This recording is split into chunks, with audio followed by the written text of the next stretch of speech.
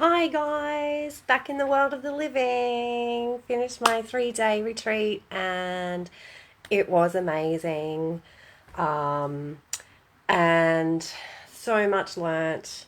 I actually nearly pulled out of just when I booked into it because I was like, I know a lot of these things that I'm going to be learning, but something drew me to it, and so I just trusted my intuition and went with it, and it was amazing. I made some beautiful connections and learned a lot. So I'm just so grateful to have done the HypnoFit training. Anyway, I wanted to talk about change because that's what happened to me. That's what happened to everyone that was there.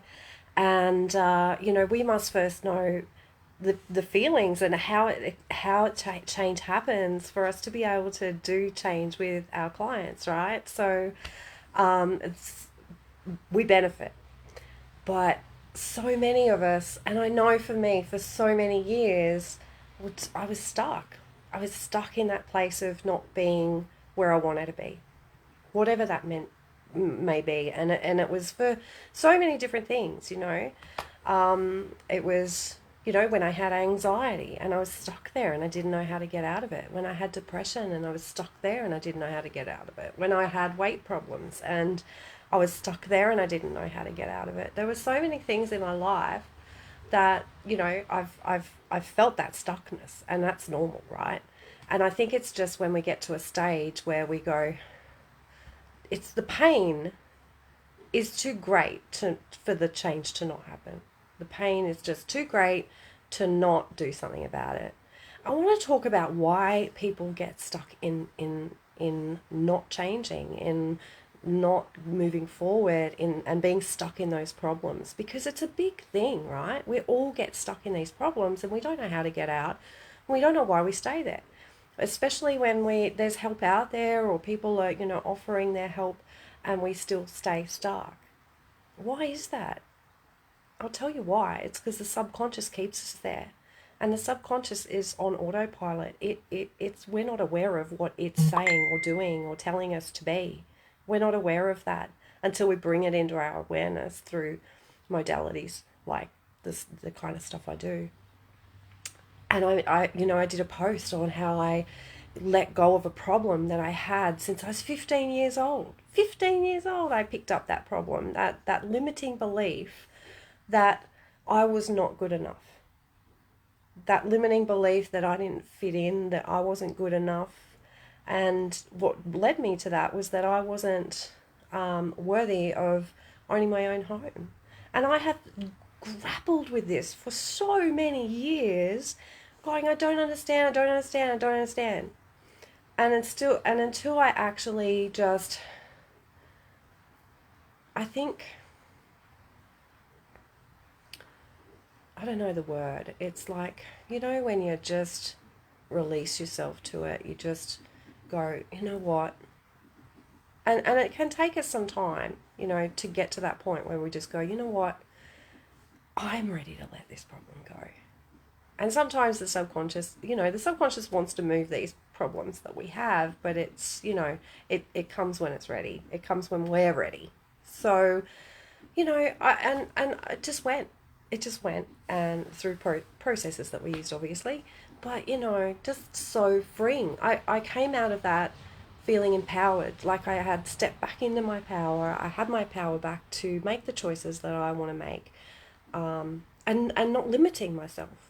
Not limiting myself to what I thought what I was worthy of, you know? And so my question to you is, is same okay, or is different okay? So same is what the subconscious wants us to stay in. It's familiar. It's safe. It wants us to stay there. And that's what that feeling is, where you go, I want to make this change, and then you pull back. I want to make this change, but then you pull back. So that's what the subconscious is doing. It's pulling you back into the safety zone, into the, I'm going to protect you, you know, if we do that thing, we're going to die, right? And no, you're not going to die. You're not going to die by doing that thing, by making that change. unless it's jumping off the top of a mountain or a bridge or something like that, which I hope that isn't the case.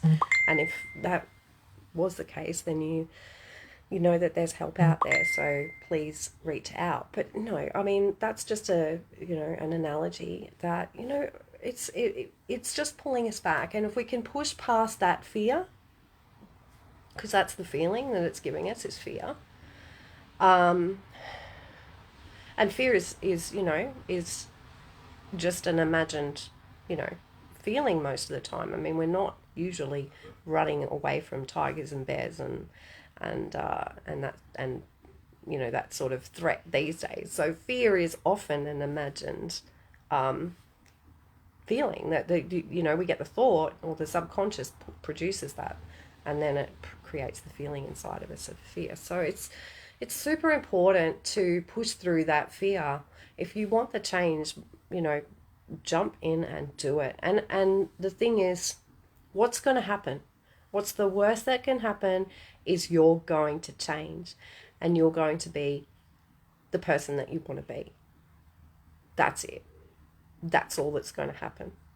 And let me tell you from someone who's experienced a lot of change, it is amazing. Like, it is just as much as you think it's going to be, and more, when you get over the other side and you feel all those amazing feelings from making that change. So I say do it. And, sometimes we need a little bit of help with that.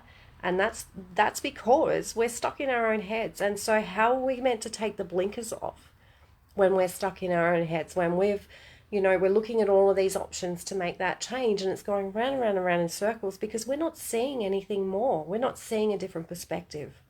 We can't see a different perspective because we're in here.